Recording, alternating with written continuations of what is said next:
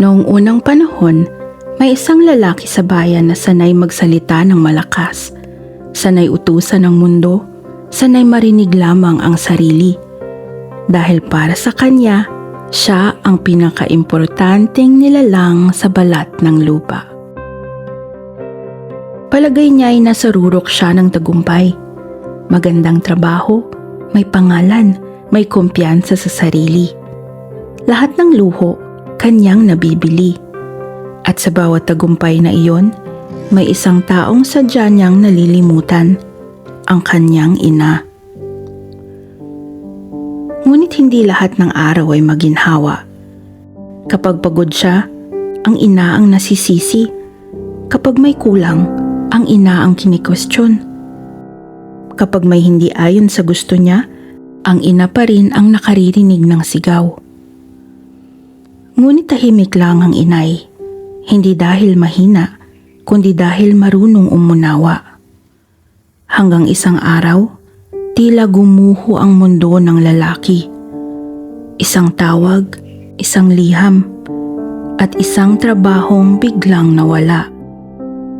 Ang lalaking dating sanay sa tagumpay ay natagpuan ng sarili na walang direksyon, at ang sanay sumigaw ay tila nawalan ng tinig. Umuwi siyang parang batang natisod sa pagtakbo, walang imik, ni hindi kayang magalit. Sa unang pagkakataon, umiyak siya sa harap ng kanyang ina.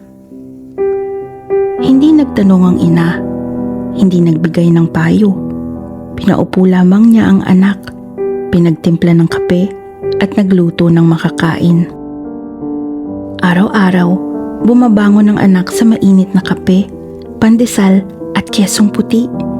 Lahat ng paborito ng kanyang anak mula pagkabata.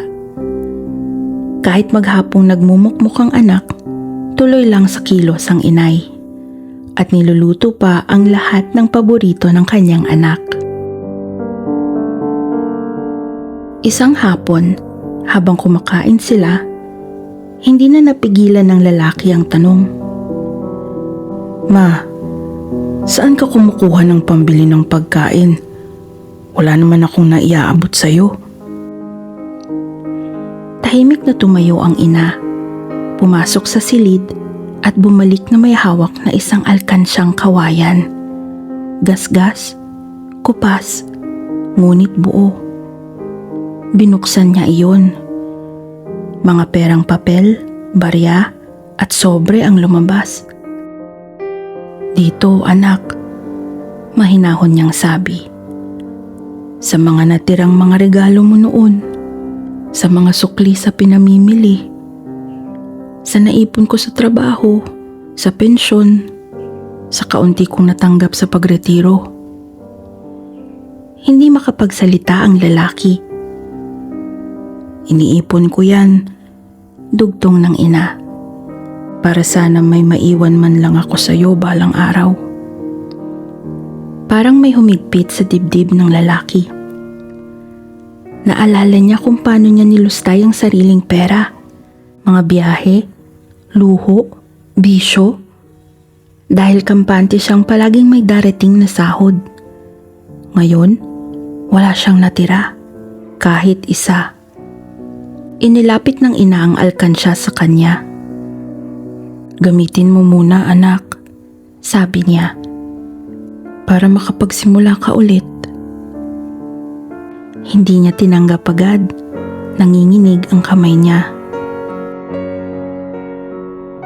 Sa unang pagkakataon, nakita niya ang kabuuan, na ang kanyang lakas ay hinubog ng iba. Ang kanyang tagumpay ay may tahimik na gabay. At ang bigat ng tagumpay na inakala niyang kanya lamang pasan ay matagal na palang kasabay na binubuhat ng kanyang ina. Ang lalaki ay nagsimula muli. Hindi agad naging madali. Hindi agad bumalik ang lahat sa dati. Ngunit araw-araw, may isang inang naghahanda ng pagkain, nangangamusta at nagdarasal ng tahimik. At araw-araw, natuto ang lalaki na ang tunay na lakas ay marunong yumuko at ang tunay na tagumpay ay marunong tumanaw ng utang na loob. At mula noon, nagbago ang kanyang tinig. Natuto siyang maging mahinahon, hindi lang dahil pinaluhod siya ng panahon, kundi natutunan niyang ang tinig ng pagmamahal ay ang pinakamalakas na himig ng mundo. Kaya wag nating kalilimutan ang halaga ng ating mga ina.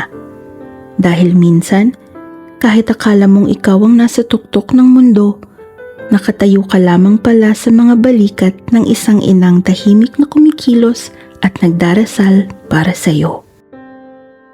Ito ang mga kwento ni Anda, mga alamat at salaysay na may aral at hiwaga.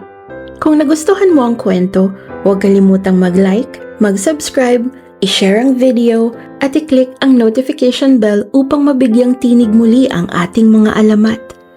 Hanggang sa susunod na kwento, paalam!